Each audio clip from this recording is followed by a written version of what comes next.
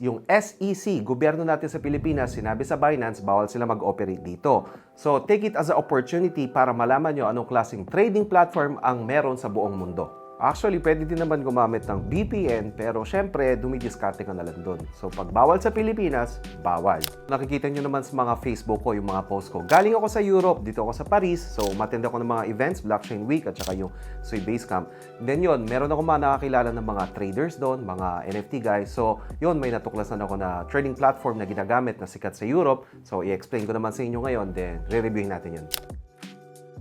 Bawat region kasi sa buong mundo, iba yung trading platform na kilala. So, iba sa Amerika, iba sa Southeast Asia, iba sa Europe. Sa Europe naman, madaming matured ng mga traders. So, tinanong ko naman sila kung ano yung mga ginagamit ng trading platform. Then, ito nga yung natuklasan ko.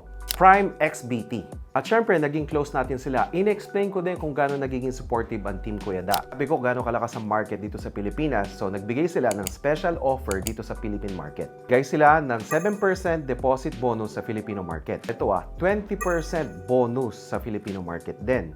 Engaging bonus yon, meron yung Quest. So, ang pangalan nun yung Prime XBT Guile Space. Screenshot ng deposit transaction yon. So, all over ng social media nila, yung Prime XBT, kumbaga copy-paste, papaalam nyo yun. May Quest nun so alamin nyo na lang kung ano yung detail talaga doon. So, ito na yung naging tropa pips kasi natin, kaya meron tayong link. So, Kuya Da link, gamitin nyo na lang yan para magamit nyo yung 7% na kinukento ko at saka yung 20% na may Quest na in-explain ko kanina. Then, ang platform naman nila, specialized sa mga trading. Ang daming pairs na ito, yung 152 pairs. So, meron silang zinc. Sa mga hindi nakakaalam ng zinc, ito yan, mga metal na ginagamit sa buong mundo na kailangan natin sa devices. Meron din na silang USD JPY, ito yung mga major pair ng mga forex. Tapos meron din sila S&P 500. Kinuwento ko na to sa vlog ko before. So S&P 500 yung mga stock na American. Meron dyan yung GAFA na tinatawag, Google, Amazon, Facebook, Apple. So nakikita nyo dyan kung paano sila mag-up and down and trading nga. So kung mahilig ka sa stock, you can trade here. Also, meron din ditong gold. Makikita mo, ginto. So ayan makikita mo, trading yan, then ginto yan. Then kung makikita mo dito na 2019, mag-hold ka lang o nagtitrading ka up and down, mas mataas ang value ngayon ng gold. So ganun mag-flip naman ng mga asset guys. So hindi only fiat currency, kundi may mga ganito din na commodity. And also, nakita mo dito, yan, chat support yan, 24/7 yan. So pag meron kayong problem, you can ask any question here. So ito yung platform nila, no? Syempre, meron din mga Bitcoin, AXS, AVAX, so crypto andyan din. Ito ang platform nila. Okay, future trading. Dito naman, future trading o leverage trading. Pindutin natin itong trade, pindutin natin itong crypto futures. So, medyo mas sanay ako sa leverage trading ang tinatawag ko. So, anyway, dito naman, merong market, limit, stop na yan. So, yung market na yan, more on live ka na papasok agad. Wala kang mga limit or mga stop o kung anong setup dito. Live na yan. Meron din tinatawag dito na cross at saka yung limit. Yung cross, 200x yan. So, kung ano yung puhunan mo o pinasok mo dito, 200x worth ang kaya mong ilaro o kaya mong i-trade. So, yung isolate naman, 100x. Pwede mo i-set up dito, left and right na yan. Times 2 o times 100, pwede mo i-set up. So, pag nasa cross ka naman, pindot ka lang ng pindot, kakasa ng kakasa yan. Kung ano yung trading na gumaganon, tumataas na ganon, at okay yung trading mo, pindutin mo yan, kakasa ng kakasa yan. So, kung gusto mo naman mag-setup ng mga limit, yung mga pag na-hit mo tong linya na to, gusto mong umentry o magbenta, dito ka naman sa mga limit o stop. So, limit naman, buy. For example, sa tingin mo, bababa, tapos itong ma-hit mo tong linya na to, gusto mo mag-enter ng buy, then dito ka. Yung buy na yan. So, pag sa tingin mo naman, pag gusto mo mag-short, gusto mo magbenta, tumaas na dito, magbenta, magpipindot ka naman sa sell. Tapos, pag na-hit mo kunyari yung linya na yan, kunyari, na-hit mo yung linya na to, then dun mo, kunyari, ito, 64,178. Ito kasi yung live nito is 63,767. Pag na-hit mo dito, kunyari, 64,000, gusto mo nang i-sell, then dun mo pipindutin yan. Ito naman, pag other way, you want it, then dito sa stop. Dito ka sa stop, example, pag bumaba tong ganito at gusto mong ibenta, pag na-hit mo tong linya na to at gusto mong ibenta yan, pindutin mo yung sell. So, papasok ka sa short. Pag na-hit na, bumaba na, papasok ka sa short. Pag sa tingin mo naman dito, pag na-hit niya tong linya na to at tumaas to at gusto mong mag-position ng long, so dito ka naman, pindutin mo yung buy. Tapos, syempre, dito mo i-set up yung price na gusto mo. Pero guys, ito ang world ng trading. So, kung scalper ka, nag-i-scalping ka, swing trading ka, dapat nagguguhit ka na ng mga linya dito at iset up mo.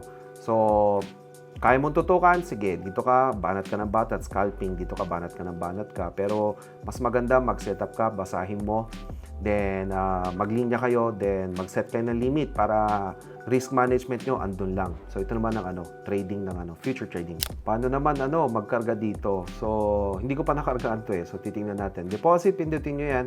Merong add crypto, add money. So, buy crypto. Pag buy crypto naman, makikita mo dito, merong PHP, section ng PHP, pindutin yung peso, PHP ang peso ha, then go further lang, so makakabili kayo dito, makakatap up kayo dito.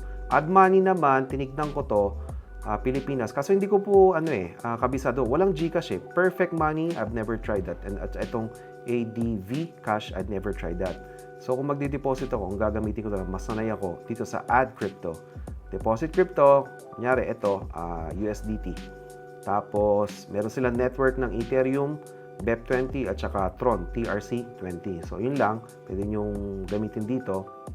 I-deposit lang para makapag-trading na. Yun lang naman na ang method paano mag-trading dito o mag-deposit dito pala. Itong platform na to, meron silang 1 million users, registered user all around the world. And 170,000 daily active traders. Worldwide yun. Makikita mo dito sa platform na to yung stocks, commodity, forex, syempre crypto. Meron ka makikita 152 pairs na mga item dito ng trading. Forex naman, makikita mo yung major pair na USD at saka JPY. So pag sinabing USD, United States Dollar, yung JPY naman, Japanese Yen. So nagte-trading, mag-up and down din yan. Hindi man major pair katulad ng USD, JPY, ginagawa ko nung bata pa lang ako, yung manual trading, for example, JPY, PHP. So yung isang lapad, pinapapalit ko yun. Tapos pag mataas, 5,500 before, pinapapalit ko yun. Pag mababa naman, katulad ngayon, yung isang lapad is 3,700 pesos lang. Bumibili ako nun.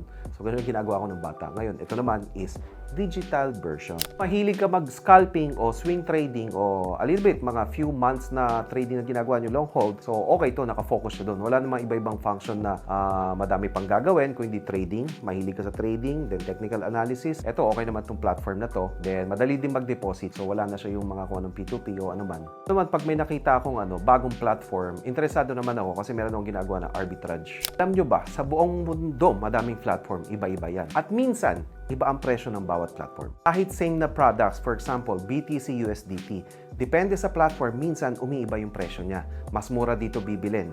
Pag binenta mo naman, mas mahal dito sa platform na to. May ganun na nangyayari. Yun yung arbitrage. Syempre, ang gagawin ni Kuya Da, buy here, sell there. Kaso, kailangan mo talagang madami kang alam na platform at i-compare mo yan on time. Titignan mo kung anong presyo dito, anong presyo dito. Pero na gumawa na ito, Sam Bankman. Simple yung ginagawa niya. So, bibili siya ng Bitcoin sa platform ng Amerika, tapos binebenta niya sa platform ng Japan kasi mas mahal ibenta doon. Ito yung video niya. So, Bitcoin is trading at $10,000 on a US exchange, 11,000 on a Japanese exchange. Kaya guys, tandaan nyo to, don't put your egg in one basket. Meron din tong copy trading. Sasabayan nyo, kakopy trade nyo yung magagaling na trader. Ang ibig sabihin nun, yung magagaling na trader, sasabayan nyo sa trading. Ikakopy nyo yung trading nila. At ibig sabihin nun, kailangan mo makahanap ng magagaling na trader. So, ang tanong, anong platform yun? Saan yung mga matured mga traders, hindi yung mga bagitong traders lang, doon ka magka-copy trading. Anong platform yun? Dapat madami kayong alam kung saan sila. So, copy trading naman. Copy trading naman, makikita mo dito, mga trader na mga sikat sa buong mundo, mga kanya-kanya